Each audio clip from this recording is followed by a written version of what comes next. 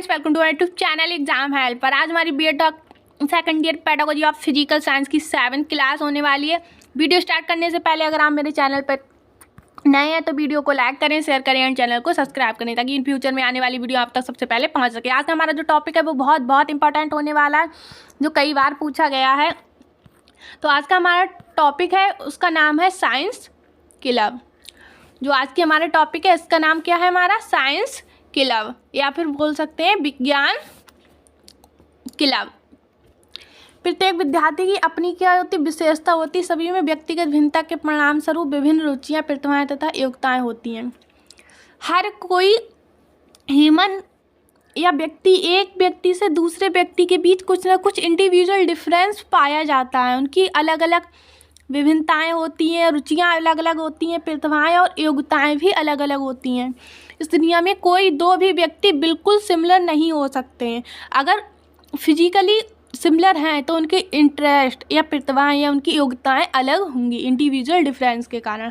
जिस प्रकार संपूर्ण शिक्षा प्रणाली में सहगामी क्रियाओं का महत्व होता है, जो हमारी शिक्षा प्रणाली है उसमें सहगामी क्रियाएं का महत्व होता है, उसी प्रकार विज्ञान में भी सहगामी क्रियाओं या अतिरिक्त क्रियाओं का विशेष महत्व होता है। जैसे मान लीजिए आप एक बच्चे को पढ़ा रहे हैं, आप उसको प्रॉपर क्लास देते जा रहे हैं, उसके साथ अदर एक्टिविटी कोई नहीं करा रहे हैं, और एक दूसरे बच्चे को दूसरा टीचर पढ़ा रहा है, वो पढ़ा भी रहा है और साथ साथ क्या अदर एक्टिविटी भी करा रहा है, जैसे लेखन, गायन, ये बहुत सारी प्रतियोगिताएं करा रहा है साथ साथ। तो कौन सा बच्चा ज़्यादा अच्छा उसका संपूर्ण विकास होगा, जो सहगामी क्रिया भी कर रहा है शिक्षा प्रणाली के साथ साथ। तो हमने इसी प्रकार कहा है, जिस प्रकार के हमारी शिक्षा प्रणाली में सहगामी क्रियाएं हैं उनका अपना एक महत्व है, इम्पॉर्टेंट रोल है, उसी प्रकार जो विज्ञान है उसमें भी सहगामी क्रिया या अतिरिक्त क्रियाओं का विशेष महत्व है। अब विज्ञान में भी कोकुलर एक्टिविटी का विशेष महत्व है, लेकिन इन्हीं सहगामी क्रियाओं में हमारा क्या आ जाएगा, विज्ञान क्लब आ जाएगा, भ्रमण आ जाएगा या विज्ञान मेले। ऐसे शिक्षा प्रणाली में सहगामी क्रियाओं का महत्व है, उसी प्रकार विज्ञान में भी कोकुलर एक्टिविटी का महत्व है। और इसमें कोकुलर एक्टिविटी कौन कौन सी हो जाएंगी, जैसे विज्ञान क्लब हो गया, भ्रमण हो गया, विज्ञान मेले हो गए। अब विज्ञान क्लब, भ्रमण, विज्ञान मेले आदि सम्मिलित हैं इसमें। विज्ञान में सहगामी क्रियाओं द्वारा विद्यार्थी को आगे बढ़ने का अवसर प्रदान होता है और उनमें क्या आत्मविश्वास पैदा होता है। जो हमारा साइंस क्लब है या फिर जितनी भी विज्ञान की कोकुलर एक्टिविटी हैं, जैसे विज्ञान क्लब, विज्ञान भ्रमण, इनके द्वारा के व्यक्ति कुछ ना कुछ नई चीज़ों को सीखता है और उनमें क्या आत्मविश्वास पैदा होता है।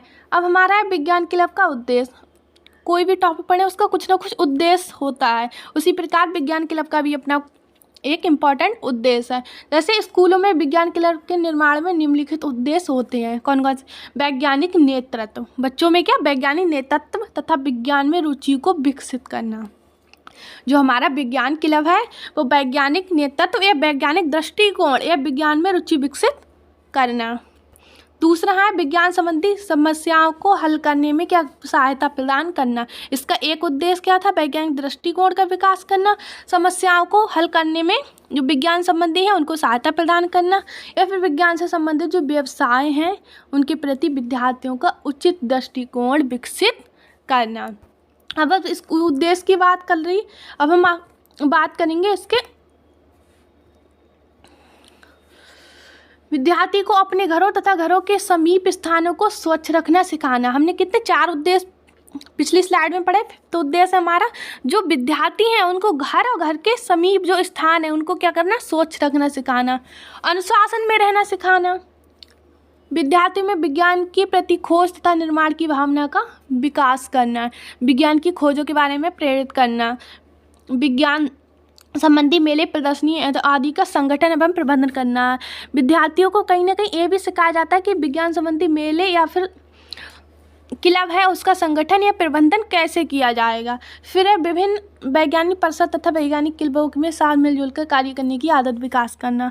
भैया विज्ञान मेला हुआ या फिर विज्ञान क्लब हुआ, उसमें 1-2 तो नहीं होते, बहुत सारे विद्यार्थी होते हैं। अब उनके बीच क्या होता है, आपस में मिलजुल कर कार्य करते हैं, तो सहभागना या सहयोग की भावना डेवलप होती है, सामाजिकता का भी विकास होता है।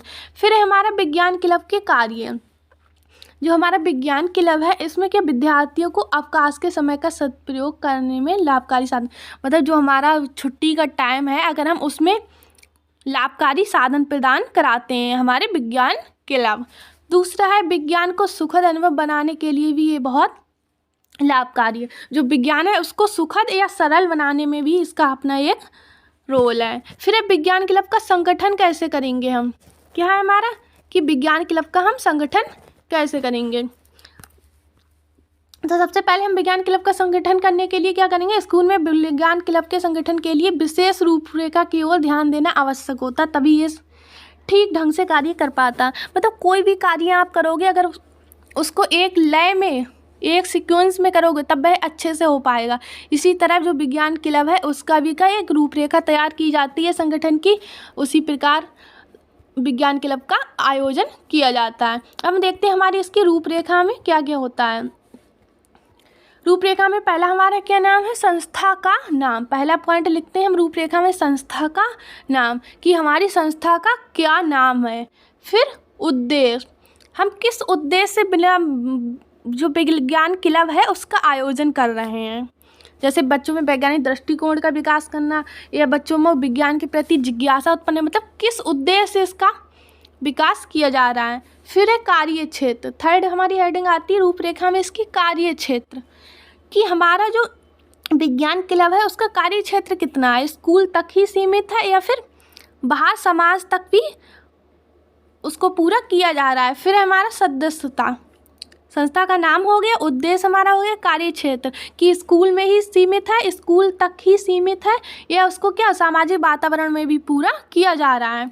अब है सदस्यता, सदस्यता हमें चार प्रकार, सक्रिय, सामान्य, जीवन, आदरणीय। सदस्यता की बात करेंगे उसके बाद हम आएगा इसमें हमारी फिफ्थ हेडिंग पदाधिकारी। पदाधिकारी में कौन कौन होते हैं, जैसे संरक्षक हो गया, अध्यक्ष, उपाध्यक्ष, सचिव, कोषाध्यक्ष, पुस्तकालय अध्यक्ष, या फिर प्रचार पदाधिकारी जो प्रचार करेगा हमारे इस संगोष्ठी इस विज्ञान क्लब का। फिर हमारा क्रियाएं, इसमें कौन कौन सी क्रियाएं होती है, जैसे मीटिंग करना, हम संगठन के लिए क्या सबसे पहले मीटिंग करेंगे, मेले का आयोजन करेंगे। फिर क्या होता है इसमें वाद विवाद भी उत्पन्न किया जा सकता है।